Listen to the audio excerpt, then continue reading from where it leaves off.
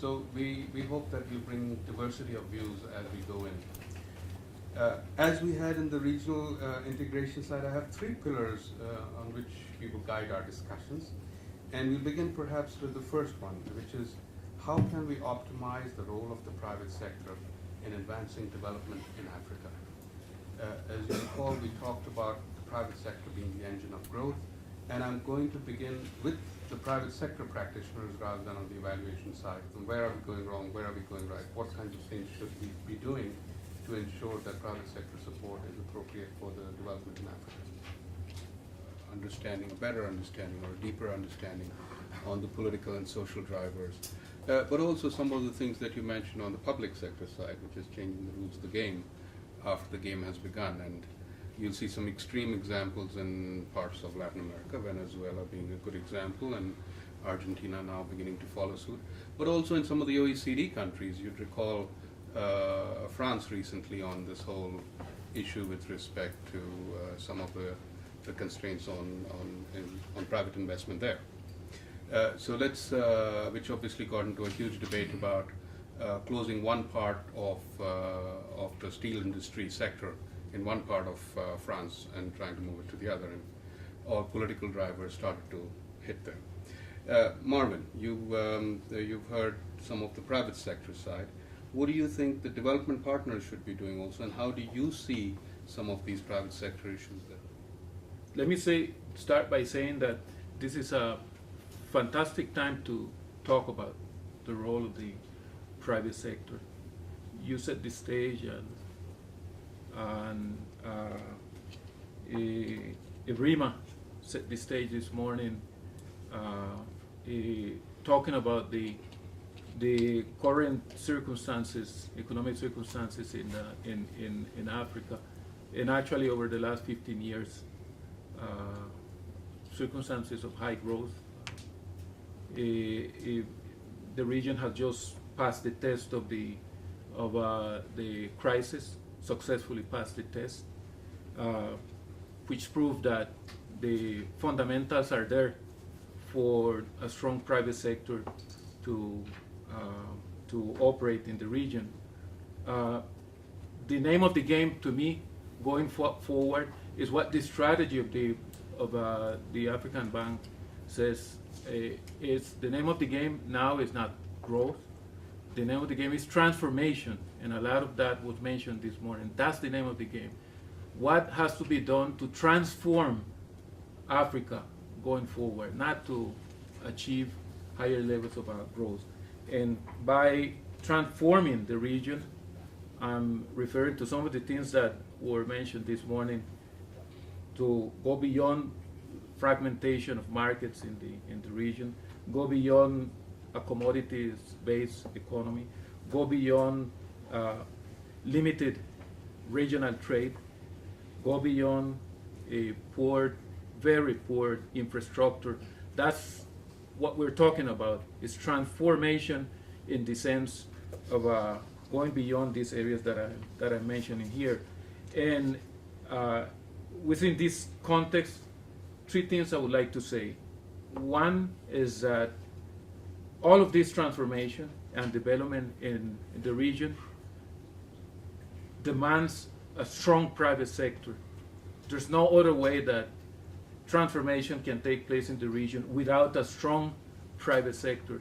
And there has to be no ambivalence on this in this front. Kusana was saying this morning that for historical reason, the private sector, in the eyes of some policymakers and even citizens, is being considered the enemy, and it cannot be so. It cannot be so. Just in terms of a stock, the private sector generates. In your own strategy, you are saying that the private sector strategy generates 80 to 90% of jobs, 80 to 90% of GDP. So just in terms of stock, you can't go anywhere without the private sector. And in terms of dynamics, it's been the private sector that has been pushing forward the economies of Africa over the last years. So there's no way around. Development and transformation goes through the private sector, number one. Number two, a strong private sector can only be possible with a strong public sector. There's no dichotomy here. You need a strong public sector for a strong private sector to strive, because the public sector provides both the soft and hard infrastructure for the private sector to operate. And third, a strong private sector also demands a strong micro foundation, micro entrepreneurial foundation, appropriate corporate governance, appropriate practices, environmental, social practices, incentive to innovate, appropriate conglomerates to strive. No private sector. You don't see individual in the service industry, individual stores operating successfully. You see them in a mall there, in conglomerates. The same thing with manufacturing sector. You don't see them striving by themselves, or the financial sector. You need conglomerates for them to operate effectively. And this framework also set the stage for where I see are the problems in the region. They are on the public sector and on the micro foundation. On the public sector, huge problems that the private sector is confronting with regard to soft infrastructure, with regard to regulations, with regard to policy. Fortunately, and this is a strong credit that has to be given to the public sector, strong stability, macro stability. A lot of has been done in that respect, but in these other areas of regulations, the regulatory framework, the production, the supply of adequate skills, healthy population, the public sector is failing to produce the conditions for a strong private sector. More importantly, there are serious shortcomings in hard infrastructure, energy to start with. On and on, us, the World Bank, and African Development Bank, we have been running this enterprise service competitiveness reports in the region, and on. We are confirmed that the conditions of the infrastructure in the region are not conducive for a thriving private sector. You can't have a strong private sector with the conditions of the energy network of the region. You can't have a strong private sector with the conditions of the transport network of the region. You cannot. So these are areas that need to be tackled. It is also the role of the private sector. The role of the private sector is to work on efficiency and making sure that resources are used effectively in search or chasing high rate of return. The role of the public sector is also to ensure that distribution is appropriate according to the standards of whichever country or authority is running the country. Serious also constraint the private sector is confronting in terms of micro foundations, in terms of practices, in terms of inefficiencies in the private sector, corporate governance, in terms of fragmentation of markets. As I said, we see it there in China. We see it there in the entire Asian region. The way that they have developed their manufacturing sector has been through conglomerates. This is very clear in the literature. It's very clear in the experience. You cannot have thriving, strong private sector by having a fragmented market. Today we were discussing about this. the fragmentation of the hemispheric market, but also there is a huge fragmentation at the country level. You cannot have a thriving private sector if you don't take measures to ensure the creation of a conglomerate that would make the operation of the private sector be more efficient. And let me stop there so that then, understanding the nature of the problem, the way that I see them, we could address the role that our institution should play individually and collectively. Thank you, Marvin. Many useful points. I certainly agree with many, certainly on the lack of dichotomy or the need for both a strong private sector and a public sector, both sort of support each other in different ways and forms. I also agree with you on the need for broader governance, not just, corporate governance is part of the overall governance agenda, and I think all of those are important.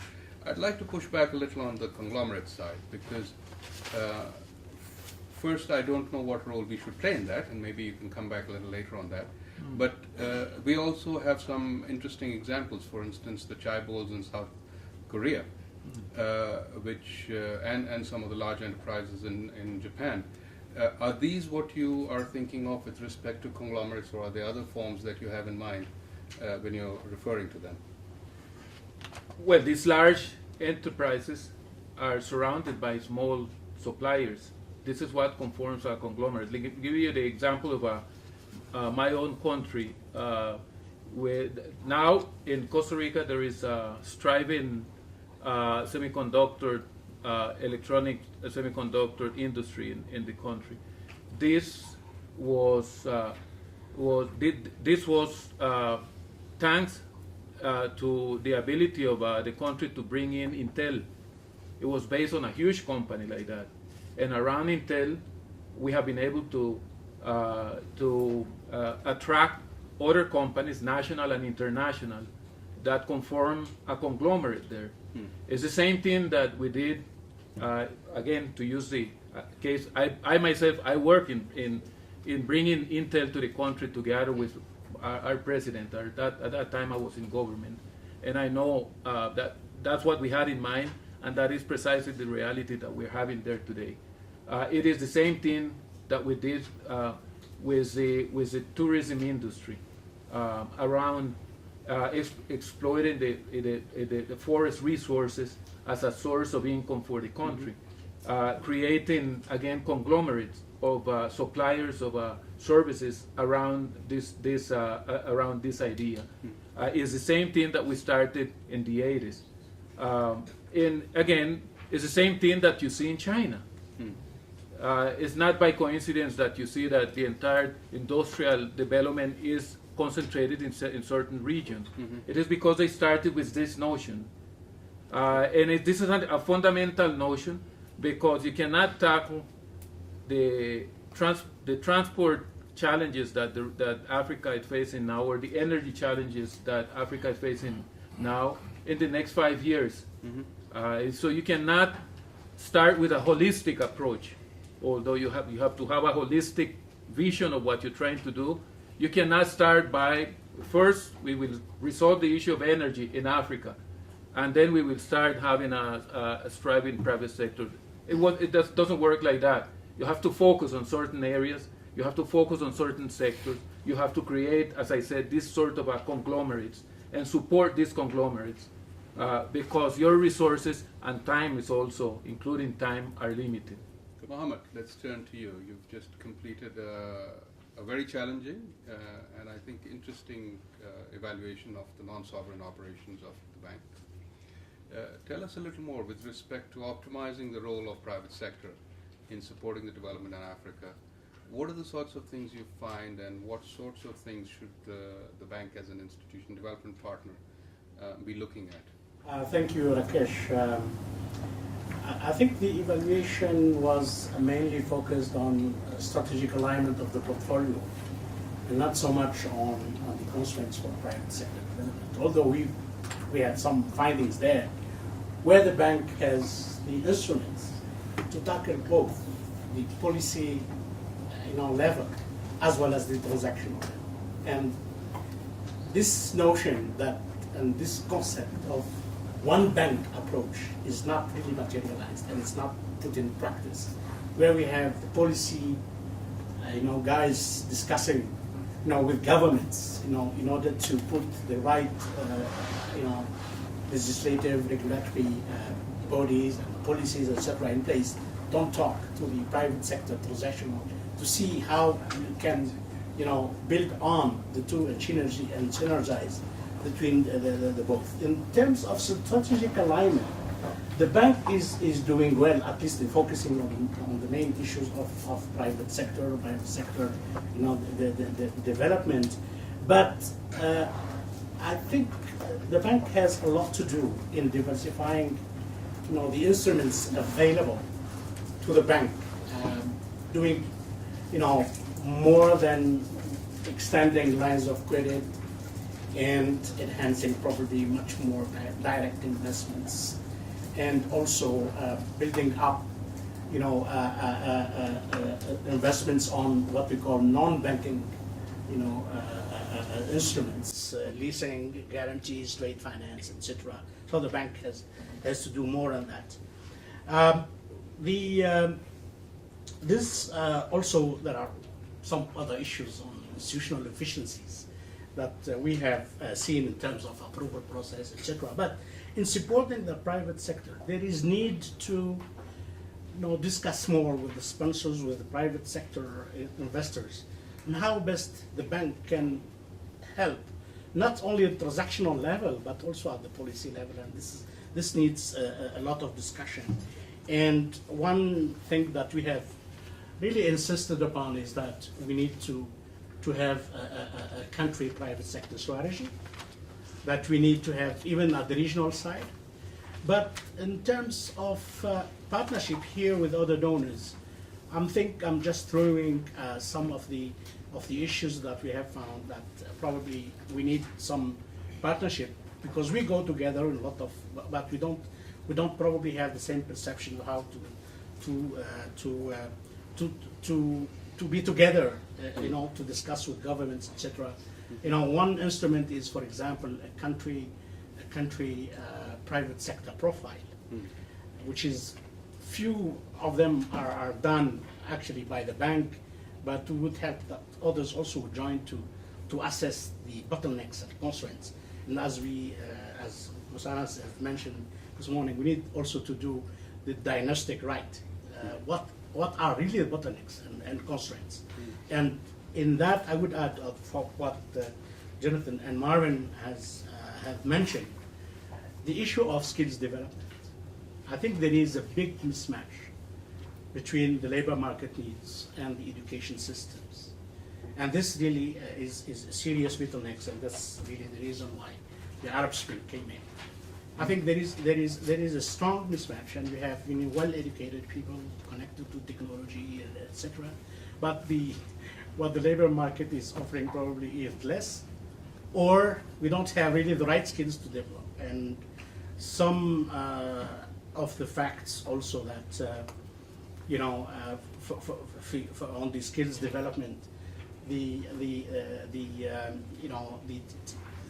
training and also vocational trainings, professional trainings is not there. Just the education system is that just creating a lot of jobless people out of, and there's a lot of inefficient policies at that time.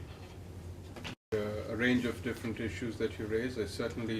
I guess on the one bank approach, you mean that there is one part of the bank that is looking at the policy and other aspects, and another part of the bank that's looking at the transactional aspects, and the two are not talking to each other. Dr. Pasano, you've been on both sides, so how do we square the circle on this?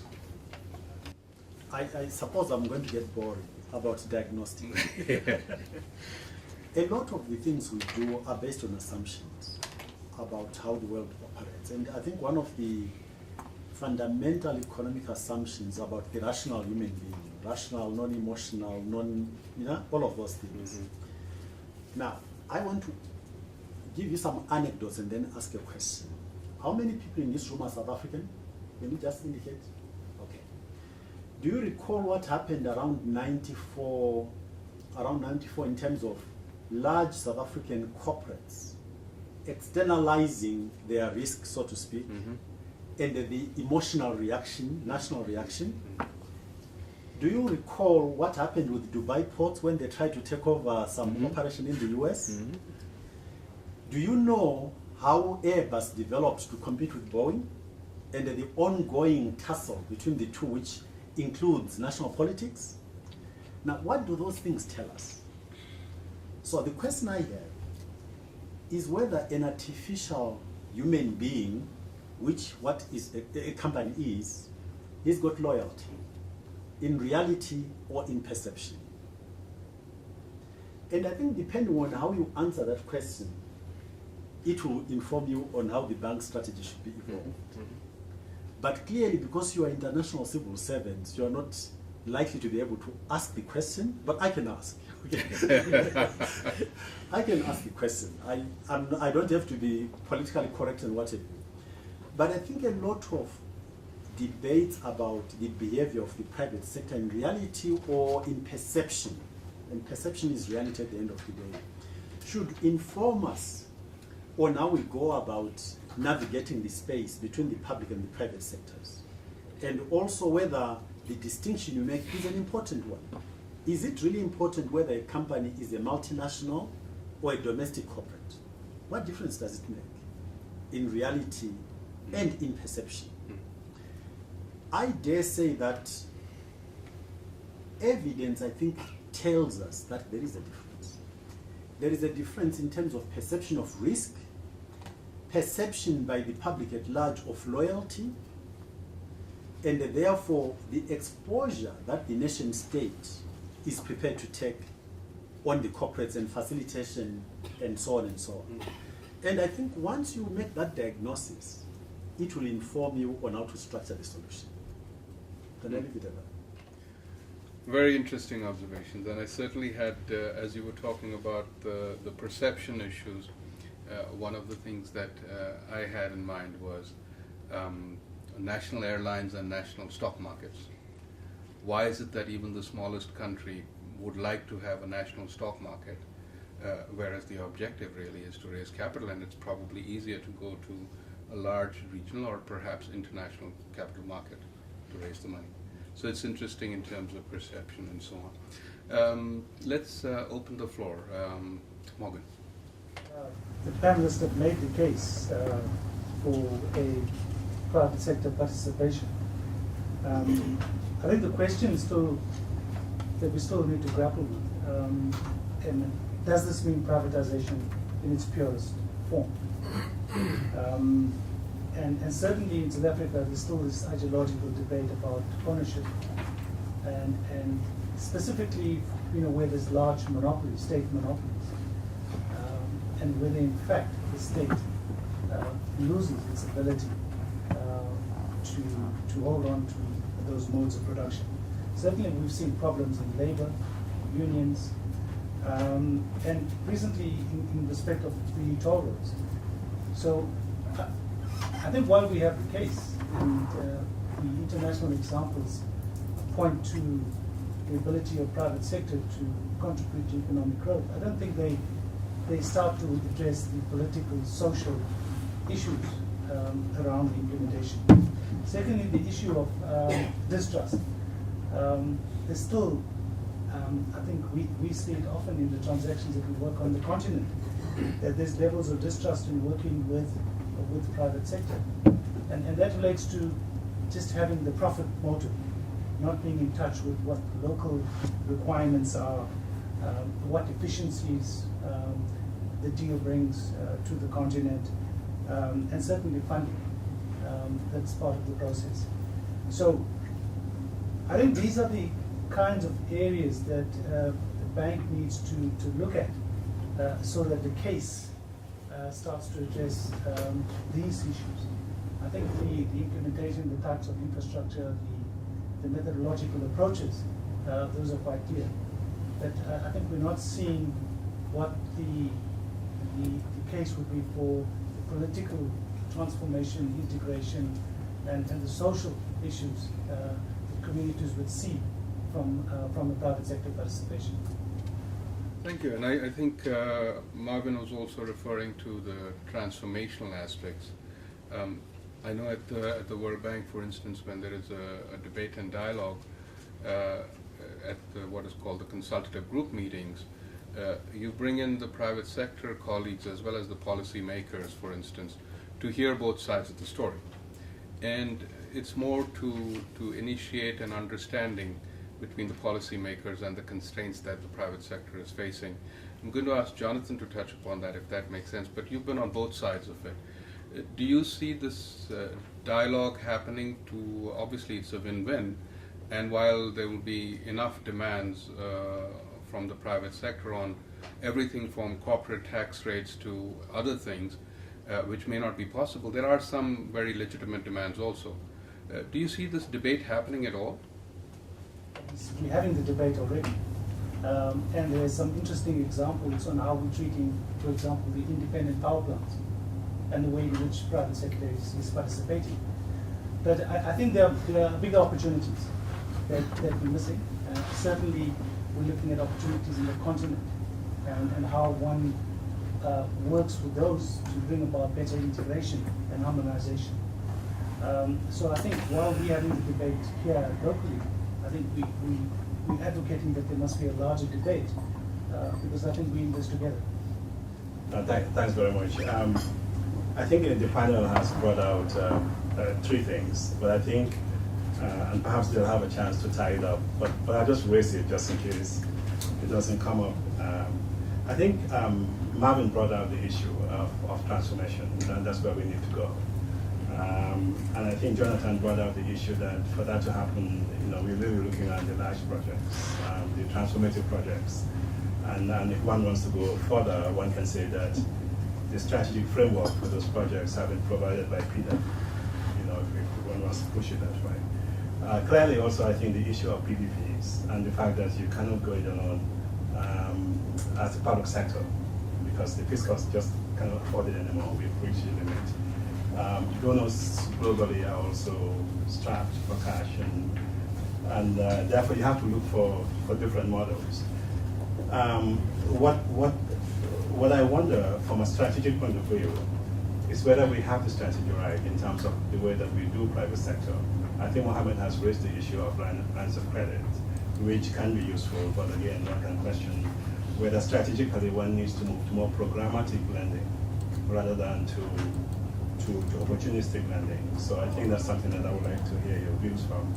But also, even if you accept the fact that you have to use PPP models, essentially, I don't see the private sector coming in, especially in the preparation stages before bankability is established. So I would like to also hear the view of the panel in terms of how government and the private sector can work in terms of making projects better prepared, more bankable. Funding is not an issue once you reach that stage, but I think it will, a fundamental problem we have, even if you look at the PIDA projects, of the 51 priority projects, still about 36 need to be prepared. So we are really talking the talk, but I'm not sure whether we really walking it.